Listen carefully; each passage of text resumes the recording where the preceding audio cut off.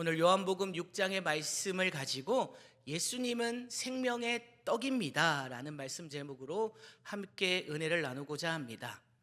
우리는 육신을 가진 존재라 배고픔을 느낍니다. 혹시 지금 배고프신 분 있으신가요? 저녁을 드시지 않고 오신 분들이 있으십니까? 집에 가셔서 맛있는 밥 드시기 바랍니다. 이처럼 우리는 배에서 이제 배가 고프면 어떤 소리가 나나요? 다들 아시네요. 꼬르륵 소리가 납니다. 저는 이 새벽 예배를 드리고 나면 반드시 무언가를 주워 먹고 잡니다. 왜 그럴까요? 배가 고파서요.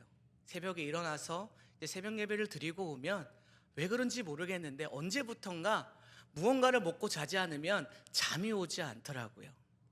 이처럼 이게 사람의 본능인 것 같습니다.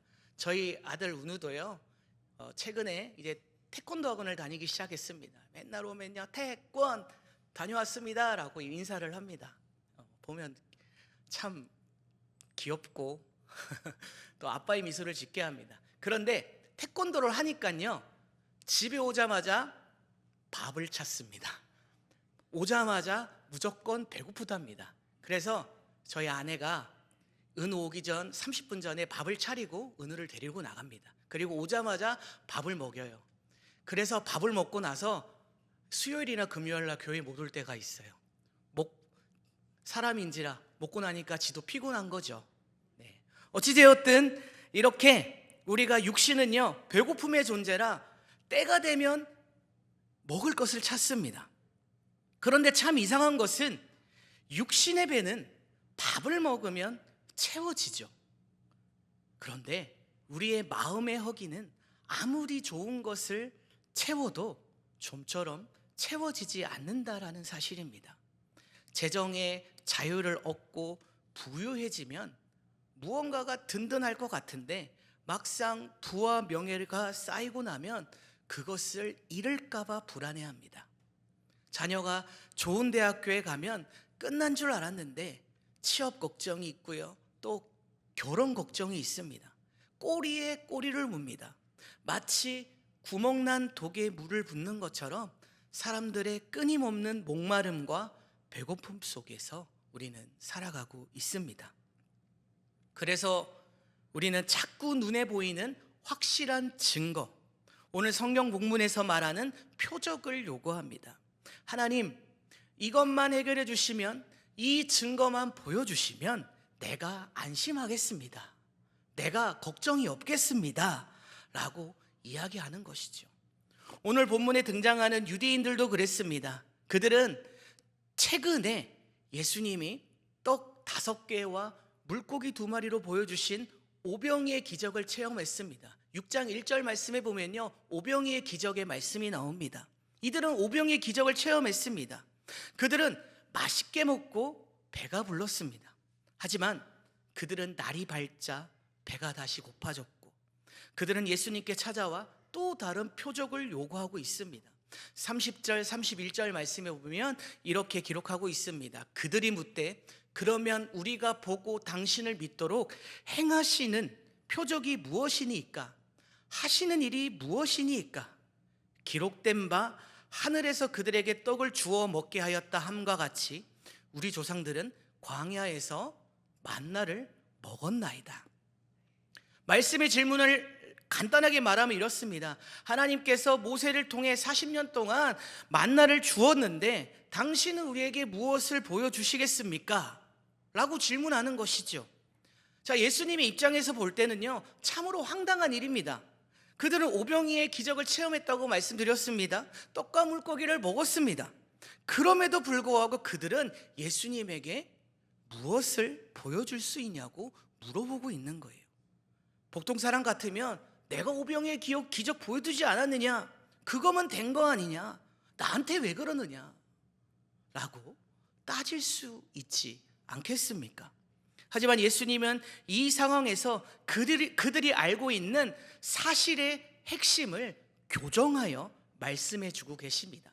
32절 말씀을 함께 읽어보도록 하겠습니다. 시작. 예수께서 이르시되 내가 진실로 진실로 너희에게 이르노니 모세가 너희에게 하늘로부터 떡을 준 것이 아니라 내 아버지께서 너희에게 하늘로부터 참떡을 주시나니. 아멘. 예수님은요, 내 아버지께서 하늘로부터 참떡을 주셨다라고 분명하게 말씀하고 있습니다. 광야의 만나 참으로 위대했습니다. 하지만 그 만나가 본질은 아니라는 것이죠. 만나는 매일 아침 거두러 나가야 했고 하루만 지나도 썩어 냄새가 났습니다. 그것은 육신의 생명을 잠시 연장하는 간식, 밥이었을 뿐 죽음이라는 근원적인 굶주림을 해결하여 주지는 못했습니다.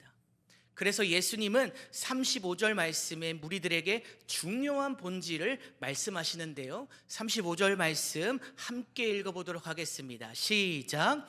예수께서 이르시되 나는 생명의 떡이니 내게 오는 자는 결코 줄이지 아니할 터이요 나를 믿는 자는 영원히 목마르지. 아멘. 예수님께서 말씀하시는 것은 모세처럼 내가 떡을 주겠다라고 말하는 것이 아니라 내가 곧 그 떡이다. 제가 아니고요. 예수님께서 말씀하시기를 내가 곧 그 떡이다라고 말씀하고 계시는 겁니다. 세상의 종교는요, 신에게 떡을 바쳐라 요구합니다. 내가 노력하면 떡을 주겠다. 내가 노력한 만큼 이루어질 것이다 라고 말합니다.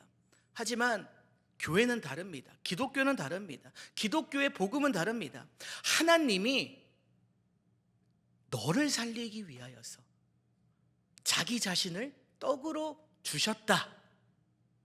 이것이 바로 복음입니다.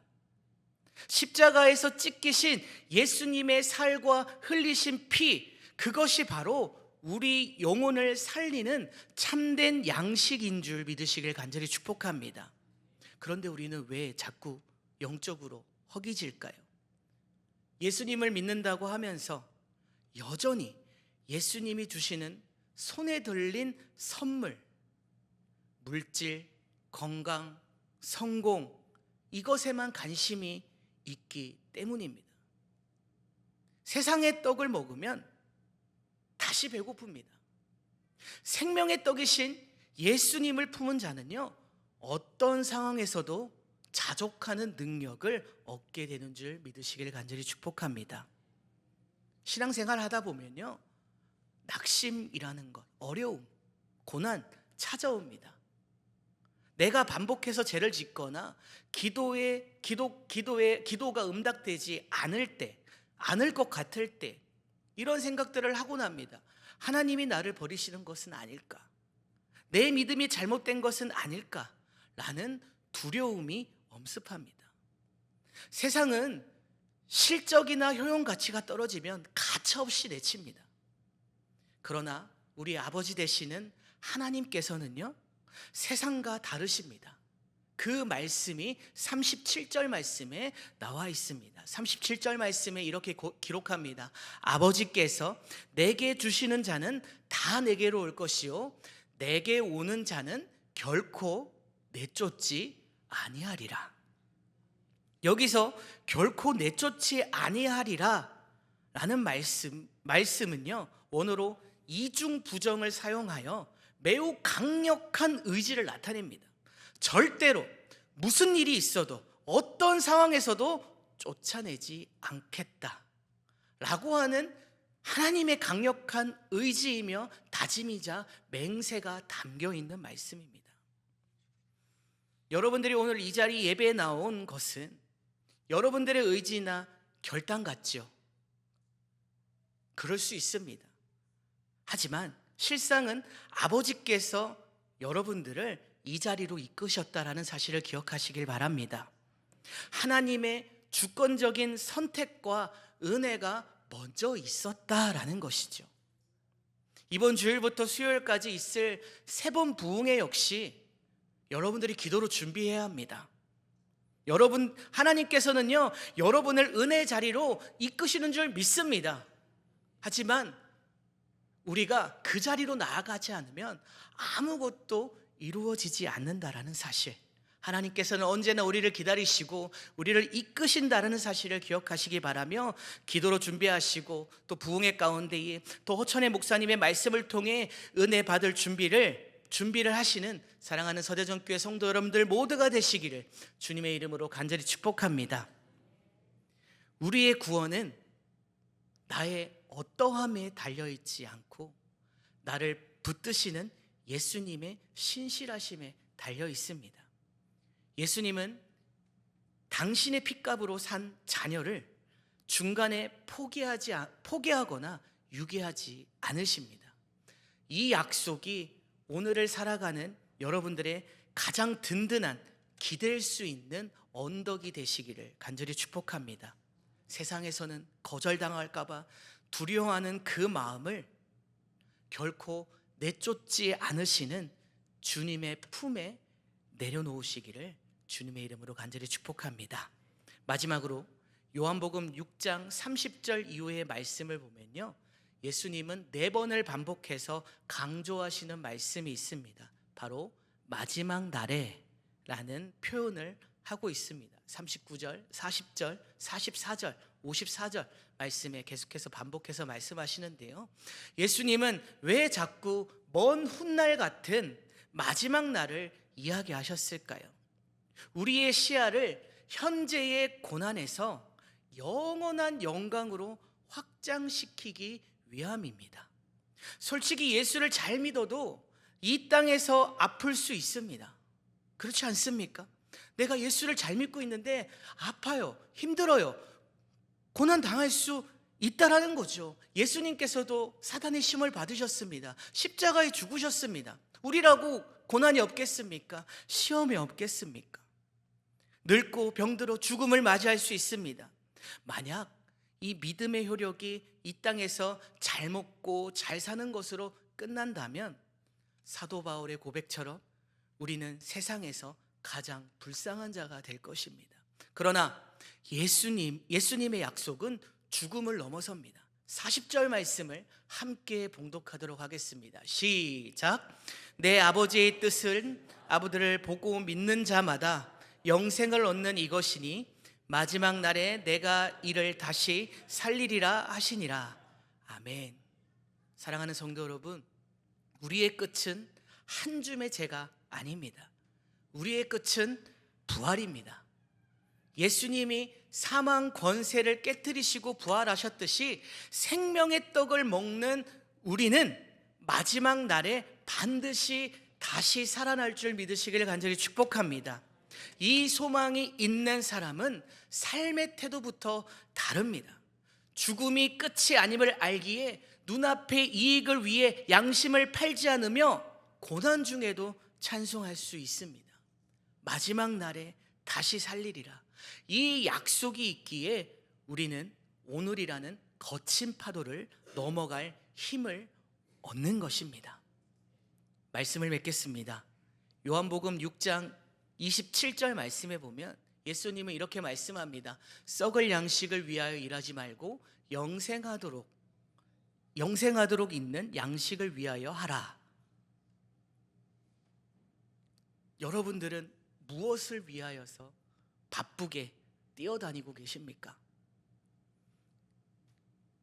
유통기한이 지나면 썩어져 버릴 세상의 인정, 잠시 있다가 사라질 재물을 얻기 위해 우리의 영혼을 굶기고 있지는 않으십니까? 사랑하는 성도 여러분, 오늘 하루 또 우리의 삶 이렇게 사셨으면 좋겠습니다. 믿음의 눈을 들어 생명의 떡이신 예수님을 바라보십시오. 그것이 바로 진정한 평안을 누리는 길입니다. 그리고 우리에게는 마지막 날에 영광스러운 부활이 기다리고 있음을 기억하며 하나님 나라 영광을 위하여서 거룩하게 살아가는, 또 거룩하게 또 이번 사순절을 보내시는 저와 여러분들이 되시기를 주님의 이름으로 간절히 축복합니다.